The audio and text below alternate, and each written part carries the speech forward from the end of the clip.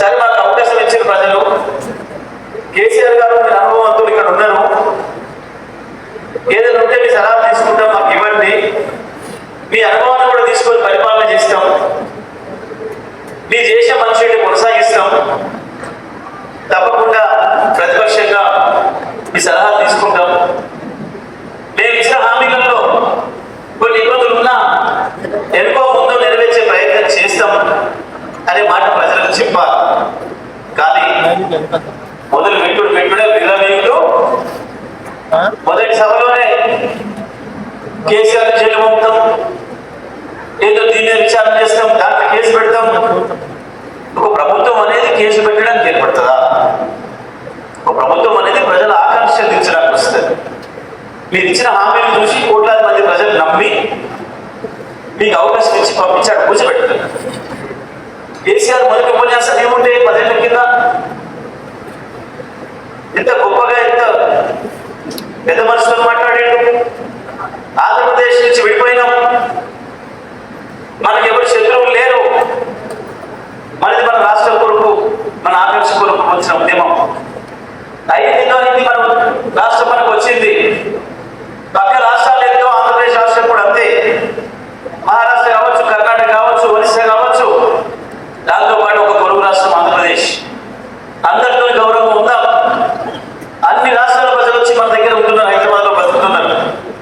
అందరినీ సమానంగా గౌరవిద్దాం, బయట వారిని ఎక్కువ దగ్గర తీసుకుందాం, వాళ్ళకి రక్షణ ఇద్దాం, హైదరాబాద్ లో ఎవరైనా బతుకొచ్చన్న విశ్వాసం ఇద్దాం. మన ప్రజల నాయక ఆకాంక్షలతోని తెలంగాణ కొరకు ఉద్యమంలో మనకి నడిచిండ్రు. ఎవరి బాధలో ఏముందో, ఏ గోండుగూడెంలో, ఏ దళిత బస్తీలో, ఏ దళిత వాడలో, ముస్లిం బస్తీలో ఎవరి మనసులో ఏ బాధలు ఉన్నాయో అవన్నీ తీర్చాల్సిన బాధ్యత మన పైన ఉంది. ఏ ఇచ్చు నీళ్లు ఎక్కడికి చేర్చాలనో ఆ రకంగా కృష్ణావరి గోదావరి నీళ్లు మనం తీసుకోవాల్సిన అవసరం ఉంది. మనం కొట్లాడుకోవడం తెచ్చుకోలే, ఆ పద్ధతిలో మనం పనిచేసుకుందాం అనే మాట చెప్పి కేసీఆర్. దాంతో మన ఆంధ్రుల మనసు కూడా గెలిచిండు. ప్రపంచం అంతా ఎడిపోతూ తెలంగాణ అని ఎదురు చూసిన పరిశీలకులు కేసీఆర్ ఒక అద్భుతమైన మాట చెప్పిండు, ఒక గొప్ప విజనరీగా ఉన్నాడు, కేసీఆర్ వెంట నడవాలి అని చెప్పి ఇవాళ అన్ని వర్గాల ప్రజలు ఆనాడు కేసీఆర్ వ్యతిరేకించిన వాళ్ళు కూడా కేసీఆర్ వెంట వచ్చిండ్రు. హైదరాబాద్ లో దాంట్లో మనకు పెద్ద మంచి. కానీ ఇలా తీసుకొని కూర్చోబెడితే కనకం సింహాసనం మీద దాన్ని ఏదో శుల్కాన్ని కూర్చోబెట్టిందని చెప్పి ఒక బాధ్యత లేకుండా, ఒక సోయి లేకుండా, పదవనంగానే ముఖ్యమంత్రి పదవనంగానే అదేదో నియంతలాగా విరవిగి కేసీఆర్ నోటుకు వచ్చాక మాట్లాడాడు. ఇండియాలో మాట మారింది, అర్థమైంది, మాటల ప్రభావం ఏందో, చేసింది ఏందో, ప్రజలు ఎట్లా విసరించుకుంటున్నారో, ఎట్లా అసహించుకుంటున్నారో. ఇవాళ తెలంగాణ కొరకు తన ప్రాణాన్ని పరంగా పెట్టి ఈ రాష్ట్రాన్ని సాధించిన కేసీఆర్ గురించి ఒక ముఖ్యమంత్రి హోదాలో మాట్లాడిన మాటలు దేశమంతా చూసి నిబరపోయింది. ఇవాళ ఆంధ్రప్రదేశ్లో ఒక ఇంజనీరు మన నాగార్జున సాగర్ ప్రాజెక్టును పైన ఉన్నదాన్ని 19 కిలోమీటర్ల పైన ఉన్నదాన్ని కిందికి తీసుకుపోయి, పైన ఉంటే మొత్తం నల్గొండ జిల్లాలోనే పారుతుంది, మా కృష్ణా జిల్లాకి నీళ్లు రామని చెప్పి కిందికి తీసుకుపోయి కుట్రతోని 19 కిలోమీటర్ల కిందికి దించి ఎస్ఎల్బిసి దగ్గర నుంచి పోవాల్సిన ఎడమ కాలువ, నారాయణసాగర్ ఎడమ కాలువను సూర్యాపేట కింది నుంచి తీసుకుపోయి ఖమ్మం కిందగా తీసుకుపోయి ఆంధ్రాకి తీసుకపోతే కేవలం దానికి కృతజ్ఞతగా ఆయన ఏకగ్రీవంగా ఎంపీ చేసి కేంద్ర మంత్రిని చేసింది ఆంధ్రప్రదేశ్.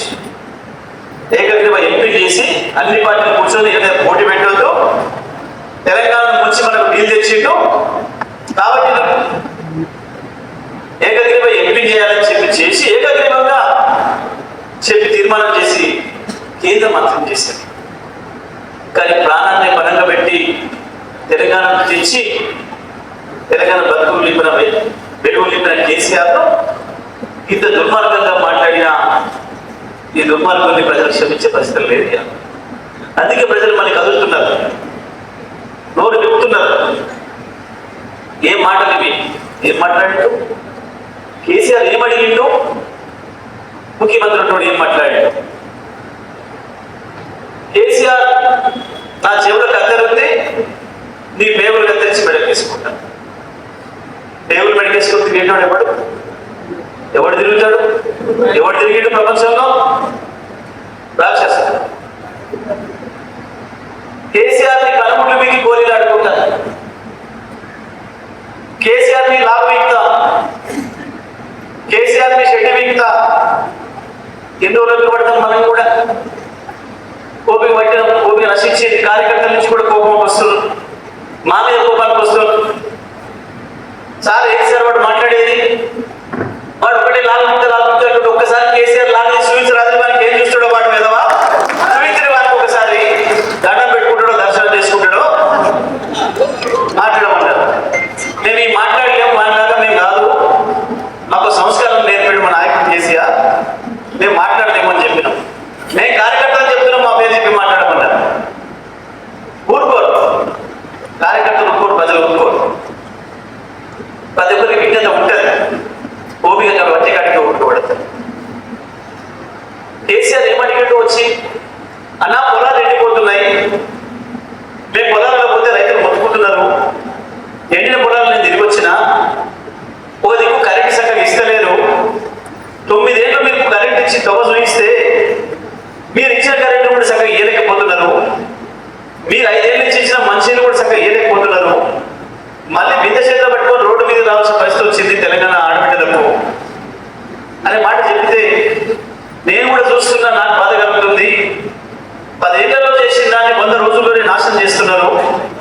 నేను కూడా వస్తపదా అని చెప్పి ఆరోగ్యం బాగాలేకపోయినా కర్ర పట్టుకొని పొలాలకు వచ్చి చూసి ఏమడిగిండు?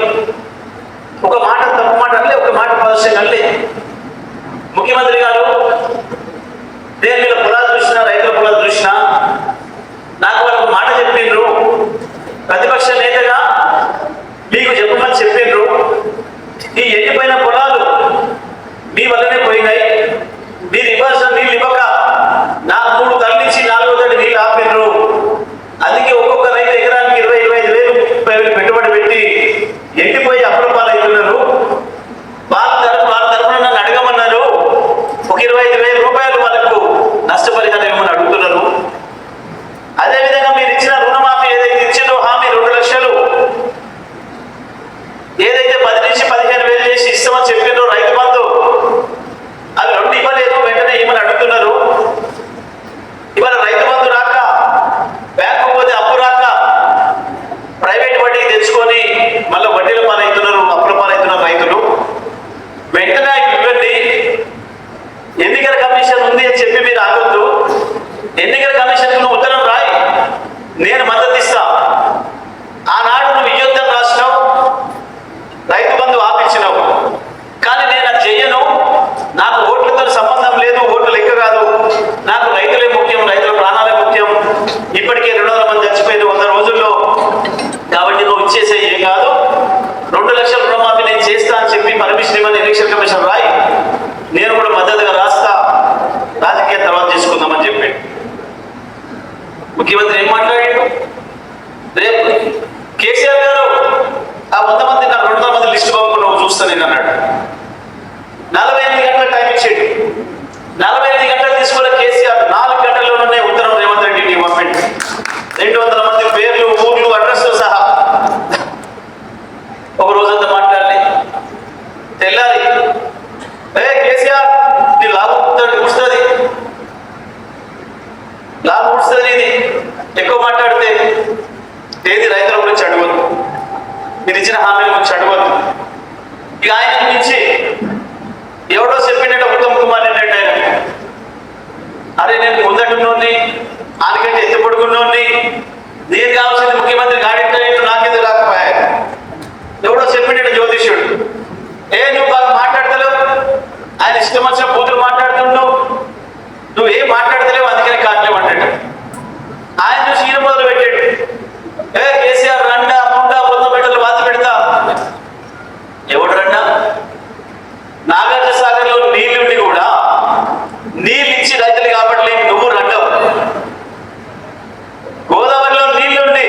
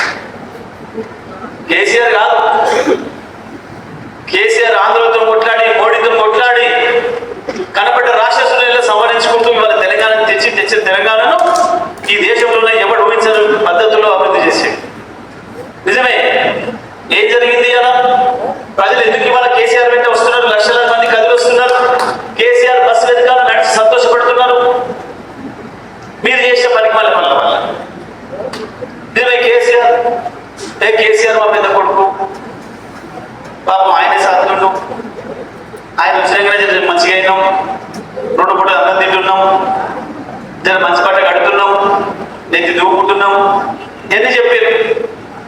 వాడు వచ్చి సాటుగా చెప్తే పెద్ద కొడుకు 2 ఇచ్చి చిన్న కొడుకు 4 ఇస్తున్నట్టు కదా, బాధలు పోదాం భయపడ్డారు పోతారు. సరే దాని మీద ఆశపడితే తప్పులేదు, ఎవరైనా అంతే, మనిషి అంటాడు అంత ఆశ ఉంటుంది. నేను 2 దొరికే కాడ కష్టపోతే 4 దొరుకుతుందంటే ఒక అడుగు పోతాడు.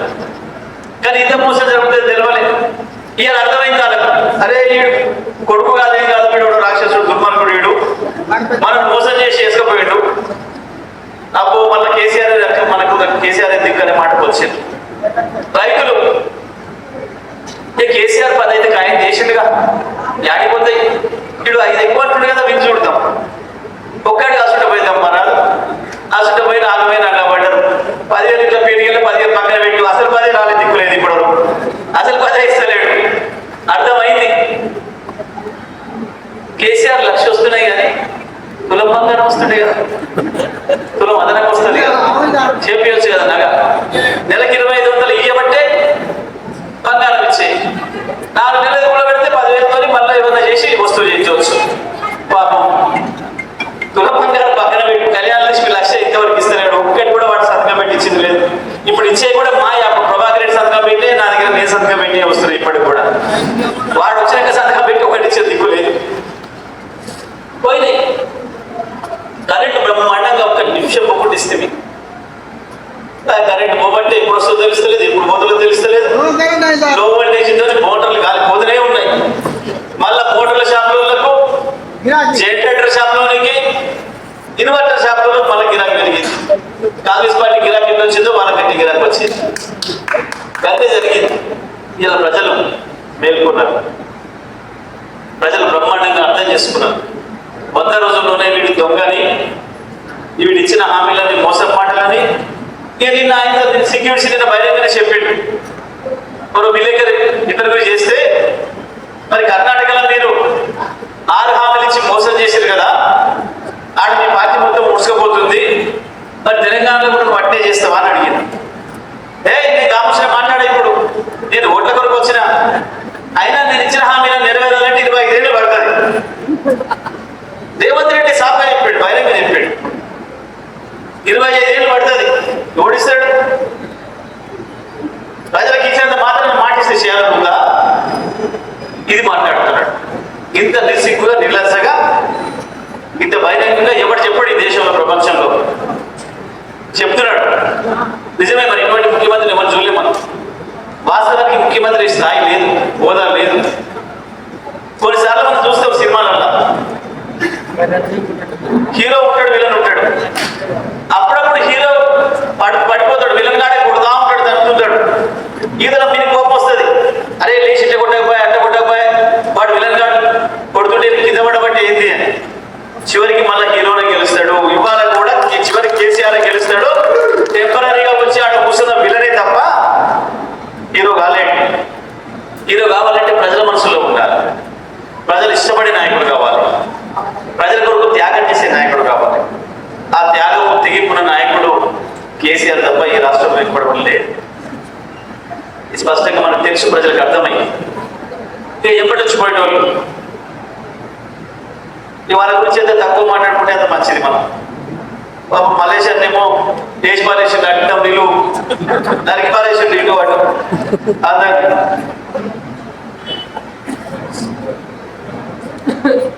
నిజమే, వాస్తవానికి ఏం జరగాలి, మనం ఏమని అర్థం చేసుకోవాలి వీళ్ళని. మనం ఒక పార్టీ నుంచి ఇంకో పార్టీ మారడం అనేది కొంచెం ఉంది. మారుతారు, ఎన్నికల ముందు సీటు కొరకోవడం పోతాడు, లేదా ఎన్నికల ముందు ఈ పార్టీ మంచిగా లేదు, ఈ పార్టీ ప్రజలకు ఇచ్చే మాట నెరవేర్చలేదు, ఈ పార్టీతో నేను ఊళ్ళో పోయి ఒక సమాధానం చెప్పేటట్టు లేను అనుకున్నప్పుడు అది వదిలిపెట్టి ఇంకో దానికి పోతాను. ఈ పార్టీ పోతేనే మంచిది ప్రజలకు అనుకుంటే పోతారు. లేదా ఉన్న నాయకత్వం పడలేదు, ఇక ఇట్లా ఉన్న నాకు భవిష్యత్తు లేదు అనుకుంటే పోతారు. దాన్ని మనం తప్పట్టకూడదు. ఎన్నికల కంటే ముందు పోతే మనం తప్పట్టే పని లేదు. కానీ ఎన్నికల నాడు ఉంది, ఇది అధికారంలోకి వస్తుందేమో, మళ్ళీ కొడుకుదాం, మళ్ళీ వాడికి దిగుదాం, మళ్ళీ ఇవ్వని లాభాలు చేయించుకొని పోదాం, మళ్ళీ నాయకత్వం నమ్మించి పెద్ద పదవులలో ఉందాం అని చెప్పి ఇవాళ పోతున్న వాళ్ళు ఎవరైతున్నారో వీళ్ళు అసలైన ద్రోహులు. ఎన్నికల ముందు పోయిన వాళ్ళు కాదు, ఇప్పుడు పోయిన వాళ్ళు అసలైన ద్రోహులు. ఇవాళ సమయం ఎటువంటి సమయం? వాస్తవానికి నాయకుడు ఒక దిక్కు కాలుకి ఆరోగ్యం దెబ్బతిని ఉన్నది. ఓటమి గెలుపు లెక్క కాదు. కేసీఆర్ ఓటమి గెలుపుని చాలా చూసి వచ్చాడు జీవితంలో. ఎన్నో రకాల ఎత్తుపలాలు చూసి వచ్చాడు, ఎన్నో ద్రోహాలు ఎదుర్కొని వచ్చాడు, ఎన్నో మోసాలు ఎదుర్కొని వచ్చాడు. రాజశేఖర్ రెడ్డి చంద్రబాబు ఇద్దరు ఏకమైతే కూడా ఇద్దరి కలిపి కొట్టి తెలంగాణ తెచ్చేయటం రాజకీయాల్లో పదవి లెక్క కాదు కేసీఆర్. కానీ ఇవాళ ఒక సందర్భం వచ్చింది. కార్యకర్తలు నాయకులు బాధలలో ఉన్నారు. ఇవాళ ధైర్యం ఉండాల్సిన సందర్భం, కార్యకర్తలకు ధైర్యం ఇవ్వాల్సిన సందర్భం. కేసీఆర్ భుజం కలిపి నడపాల్సిన అవసరం. ఒక దిక్కు మోడీ దుర్మార్గంగా బిడ్డ తీసుకుపోయి జైల్లో పెట్టిండు. ఆ బాధ మనసులో ఉంటుంది, బయట కనకపోయినా.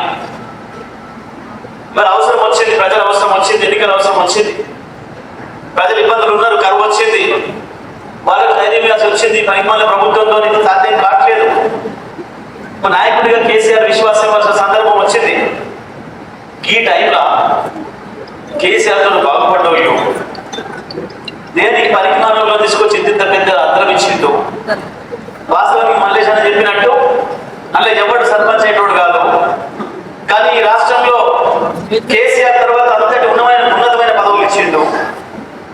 గట్లగా మనం పెట్టుకుంటే ఎప్పటి పెట్టుకుంటే ఇవాళ నువ్వు శత్రువు సంఘటన చేయని కేసీఆర్ దెబ్బ కొట్టే ప్రయత్నం చేస్తున్నామంటే ఇటువంటి దుర్మార్గుల పట్ల కసి పెరగాల తప్ప మనకు ఏమో అవుతుందన్న భయం అక్కడ లేదు. ఇటువంటి దొంగలు ఎప్పుడైనా ఉంటారు, వీళ్ళ పని పట్టాల్సిన అవసరం మనకు ఉంటుంది. తప్పకుండా కేసీఆర్ ఇవాళ ఎంత గుండె నిబరంతో నడుస్తున్నాడో, ఎంత ధైర్యంగా నడుస్తున్నాడో, ఈ రాష్ట్ర ప్రజలందరూ నా వైపు చూస్తున్నారన్న విశ్వాసం, ఆ బాధ్యతను ఎదురెత్తుకొని పోతున్నాడో, తప్పకుండా బీఆర్ఎస్ పార్టీ సైనికులుగా మనందరం కూడా కేసీఆర్ భుజం భుజం కలిపి నడవాల్సిన అవసరం ఉంది. కేసీఆర్ పెట్టిన అభ్యర్థులు గెలిపించుకోవాల్సిన అవసరం ఉంది. ఇవాళ తప్పకుండా 16 సీట్లు బీఆర్ఎస్ పార్టీ నెంబర్ 1 ఉంది, అందులో సందేహం లేదు. ఎవడెన్ని రాసినా, ఏ మీడియా వాడు రాసినా, ఎవడెన్ని గుసగుసలు చెప్పినా ఇవాళ తెలంగాణ కేసీఆర్ వైపు కదులుతుంది. మొన్నటి దానిపై ఏం మాట్లాడినారు? ఒకటో లేకపోతే సున్నాను, కేసీఆర్ ఒకటో లేకపోతే సున్నాను మాట్లాడారు. ఎప్పుడు వీడు వాడు కలిసి కేసీఆర్ మీద దాడి చేస్తూ మొదటి నెలంతా కాళేశ్వరం మీద జైలు పంపుతామని మాట్లాడారు. 2 నెలలు వచ్చేవరకు కరెంటు మీద జైలు పంపుతామన్నారు. 3వ నెల వచ్చేవరకు అదేంతో ఫోన్ ట్యాపింగ్లలో జైలు పంపుతామన్నారు. ఎవరి ఫోన్ ట్యాప్ చేసింది చెప్పలేదు, వాది చేసింది, బీది చేసింది.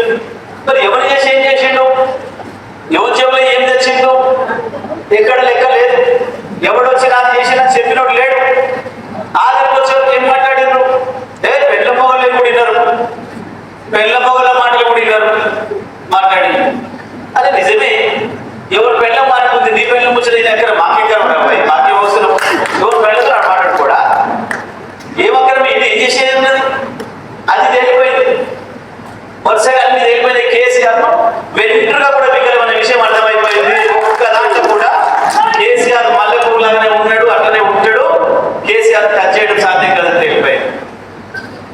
మోడీతో విలాకత పెట్టుకొని ఇలా ప్రభుత్వాన్ని కాపాడుకునే ప్రయత్నం చేస్తున్నాడు. మరొక దొంగనాటకానికి తెరలేపుతున్నారు. పరిస్థితులన్నీ ప్రజలు గమనించారు. ఇవాళ కేసీఆర్ మిర్యాలగూడలో మొదలుపెట్టి సూర్యాపేట నుంచి వెళ్ళి బోనీలు చేరుకునే వరకే మొదలైంది అనుకోడు. మాట మారుతుంది. అదే మీడియా కేసీఆర్ మీద ఇంత ఎగిరిపడ్డ మీడియా, కేసీఆర్ పడిపోతే సంతోషపడి డ్యాన్స్ చేసిన మీడియా మళ్ళా మాకు గొంతు మారుస్తుంది. అమ్మో కేసీఆర్ వస్తున్నట్టున్నాడు, తప్పకుండా కేసీఆర్ రాజ్యం వచ్చినట్టున్నది. నిర్ణయాలు సన్నాయినప్పుడు ఒప్పుతున్నారు. 3-4 వస్తున్నట్టున్నాయి, కేసీఆర్ 3-4 వస్తున్నట్టున్నాయి. 3-4 కాదు కూడా 16 కేసీఆర్కే వస్తాయి, అందులో ఏం సందేహం లేదు. ఇలా మిర్యాలగూడ నుంచి మొదలుపెట్టి వరంగల్ చేరుకున్నవరికి తెలిసిపోయింది కేసీఆర్ అంటే ఏంటో. ప్రజలు ఎట్లా లక్షలాదిగా కదిలి వస్తున్నారు కేసీఆర్ బిడ్డ. తప్పకుండా తెలంగాణకు మళ్ళీ కేసీఆర్ శ్రీరామ రక్ష, అందులో ఎటువంటి సందేహం లేదు. కేసీఆర్ నాయకత్వంలోనే తెలంగాణ అద్భుతంగా ముందుకు పోతుంది. తెలంగాణనే కాదు భారతదేశాన్ని కూడా కేసీఆర్ శాసించే రోజు వస్తుంది, అందులో సందేహం లేదు. ఎవరికి కూడా ఎటువంటి అనుమానం అక్కరం లేదు. ఇంకా 10-15 ఏళ్ళైనా కేసీఆర్ రాజ్యం చేసే శక్తి ఉంది. తప్పకుండా ఈ దేశానికి మంచి రోజులు ఇచ్చే అవకాశం ఉంది. బీఆర్ఎస్ పార్టీ కార్యకర్తలుగా ఇక్కడ గీతంతోడు గంధంతోడు వీడు బయట వాడు బయటనే ప్రతి పెట్టుకునే అక్కరం లేదు. ఎవరు పోయినా సరే ఆ జాగ్రత్తకు మీరు వస్తారు. ఇంకా ఎవరైనా దొంగలుంటే వాళ్ళు కూడా పోవాలని కోరుకోండి. మీకు అవకాశాలు వస్తాయి, కార్యకర్తలకు అవకాశాలు వస్తాయి. బ్రహ్మాండంగా ఏమి ఇబ్బంది లేదు. ఇద్దంతా ఒక్కటి మొదలుపెట్టి మాటువంటి 4 పిల్లల్ని ఎట్టేసుకొని చంద్రబాబు రాజశేఖర్ కొట్టి తెలంగాణ తెచ్చిన కేసీఆర్ కు ఇవాళ లక్షలాది మంది కార్యకర్తలు, కోట్లాది మంది ప్రజల ఆశీస్సులు ఉన్నాయి. బలం ఉంది, వెంట బలగం ఉంది. తప్పకుండా కేసీఆర్ తో నిలబడ్డ వాళ్ళే, బీఆర్ఎస్ నిలబడ్డ వాళ్ళే, కులాల కంటే కప్పుకున్న వాళ్ళే హీరోలు అవుతారు. రేపు వచ్చే స్థానిక సంస్థల్లో కూడా కేసీఆర్ బీమాపక్షులే తప్పకుండా నాయకులు అవుతారు. పోయిన వాటి గురించి పట్టించుకునే అక్కర్లేదు, వాటి గురించి మాట్లాడే అక్కర కూడా లేదు, చర్చించే అక్కర కూడా లేదు. మీరు సైనికులాగా ముందుకు పోవాలని, తప్పకుండా మీరు వచ్చిన మంది మీరు విశ్వాసంతో పనిచేస్తే ఈ మండలంలో మంచి మెజారిటీ వస్తుంది, సందేహం లేదు. వాటి ఉత్తేజ బఫుల్ మాటలు తప్ప రాజగోపాల్ రెడ్డివి ఏమీ లేవు. పోయిన వాళ్ళందరూ ఏడుస్తారు, వాస్తవమే. సగం మంది ఇప్పుడు పోయినలను ఇంటికే రాణిస్తలేడు. ఆ ఇంటిగా చుట్టూ తిరిగి గోడసార్లు కూర్చొని వచ్చి మేము ఆ ఇంటి వయసులో చెప్పుకుంటారు. కొంతమంది చెప్పుకొని ఏడవలేక బయటపడలేక సిగ్గుతో దాచుకుంటున్నారు. ఇక ఇప్పుడు పోయిన ఆయన ఏముండదు. చూసి మీరు నిన్న ఆ మర్యాద కూడా మున్సిపల్ చైర్మన్ రమ్మనేదాన్ని ఆ మనిషి ఆమె కప్పింది. వాటి చుట్టూ రాకపోతే ఫోన్ చేసి చూసి కప్పలే అంతా ఉంటుంది అన్నారు. అది ఎన్ని కాకుండా ఇప్పుడు గాలి నిలబడి ఉన్నాడు. ఆ గరుక నా గాడుగా మన కాడికి వస్తానంటే భాస్కర్ రావును కత్తి పెట్టిన కార్యకర్తలు ఇప్పుడు మనవాడు అడిగినట్టు మళ్ళీ తీసుకుంటే సంగతి చెప్తామని చెప్పి నా ఇటు పోయేటట్లేదు, నా అటు పోయేటట్లేదు. ఈయన కూడా చాలా మంది బతుకు గదే అవుతుంది. ఇప్పుడు పోయిన వాళ్ళు చాలా మంది ఈడున్న వాళ్ళకి ఫోన్ చేస్తారు. వెంకటేశ్వర ఒక మాట చెప్పి రాత్రి మళ్ళీ వస్తా రాదు, మనకు రానే రాదు, బదిలాడతారు, మొదలవుతుంది. కానీ ఆయన మనోడు చెప్పినట్టు ఎవరు తీసుకోవాలి, ఎవరు తీసుకోవద్దు, మనకు విశేషణ ఉంది. ప్రజల కొరకు నిజంగా పనిచేసినోడు, పార్టీ కొరకు నిబంధనలు నిలబడినోడే నాయకుడు అవుతారు. తప్పకుండా పోయినోడి గురించి చర్చ వద్దు, ఓట్ల గురించి ఆలోచన చేయండి. ప్రజల దగ్గరికి ఎట్లా పోవాలి, ప్రజలు సిద్ధంగా ఉన్నారు. మీకు తెలుసు 2014 ముందు కూడా ఊరికొక్కరుంటే కూడా ఊళ్ళో జనం ఓట్లు వేసింది.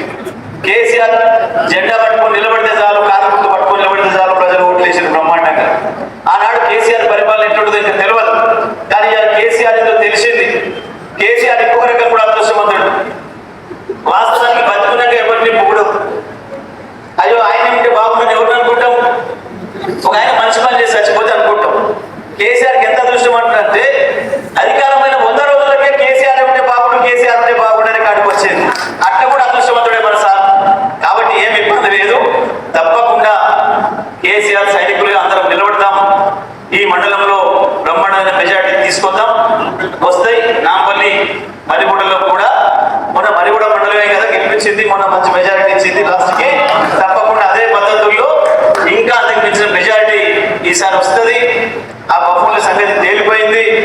వాళ్ళ డబ్బలు రాలేసి లోట ఊపిన మాటలే తప్ప పని ఏం లేదనే సంగతి తెలుసు. ఈ పోయేటోళ్ళు కూడా పాపం ఒకరిద్దరు ఏదో మా పిల్లలు ఆగినాయి, మా పిల్లలు ఆగినాయి పోతున్నారు. వీళ్ళ పిల్ల ఇంకా ఏడాదైనా రాదు, 2 ఏళ్ళైనా రాదు. వీళ్ళని అట్నే పెడతాడు వాడు. వీళ్ళని ఏడిపిస్తాడు, వీళ్ళ హింస తీస్తాడు తప్ప ఆడ పైసలు లెక్కిస్తలేరు. వీళ్ళు ఏమనుకుంటారు, వాడే ఆపాడని వీళ్ళు అనుకుంటారు. వానికి అంత తెలివి లేదు, వారికి ఆపే దమ్ము లేదు, శక్తి లేదు. వారికి తెలియదు కూడా తెలియదు ఇది ఆపిందని సంగతి. ఈడెప్పించాడు ఊరికనే ఆడ ఆపిండి ఆడే పెట్టుకొని పోతున్నారు. ఏముండదు, ఆడ అంత ఖాళీదే. వీళ్ళు ఆగమైపోవడం తప్ప ఏం లేదు. పోయినోడు తప్పకుండా వాడు ఏడుస్తాడు. వాడి గురించి మీరు చర్చ మానేసి పనిలో పడండి. ఎక్కడికెక్కడ పని పంచుకోండి. మండలి టీం మొత్తం కలిసి ఒకటే ఊరి మీద పడండి. పొద్దుట ఊరు, సాయంత్రం ఊరు జల్లెడ పట్టుకుంటూ రండి. ఒక్కటి కూడా పరిగె కూడా మిగలేదు వారికి. ప్రజలు గట్ల వస్తారు మీ ఎమ్మటి. ఆ పద్ధతుల్లో పని ఏర్పాటు చేసుకొని ఈ 2 మండలాల్లో మంచి మెజార్టీ తీసుకొచ్చి మరి పెద్దలు మల్లేష్ గారి మాట చూసారు. ఎట్లా ఉందో మనిషి లావనుకున్న మాట ఇంకా లావెక్కుంది, ఉంది. బ్రహ్మాండంగా పేదల నాయకుడు, అన్ని తెలిసిన నాయకుడు కాబట్టి అట్లా మాట్లాడగలుగుతాడు. ఇంటి నుంచి వచ్చినాడు కాబట్టి మాట్లాడగలుగుతాడు. నన్ను కూడా చూసారు 10 ఏళ్ళలో ఇప్పుడు నా నుంచి మాటలు వినలేదు. నాకు మాటలు వస్తాయో రావనుకునేది మీరు అందరూ. అవసరం వచ్చింది, అక్కడ వచ్చింది కాబట్టి ఏదో చెప్తాను. సందర్భం వచ్చినప్పుడే తెలియాలి విషయం ఏంటనేది. కాబట్టి ఈ జిల్లాలో బీఆర్ఎస్ పార్టీ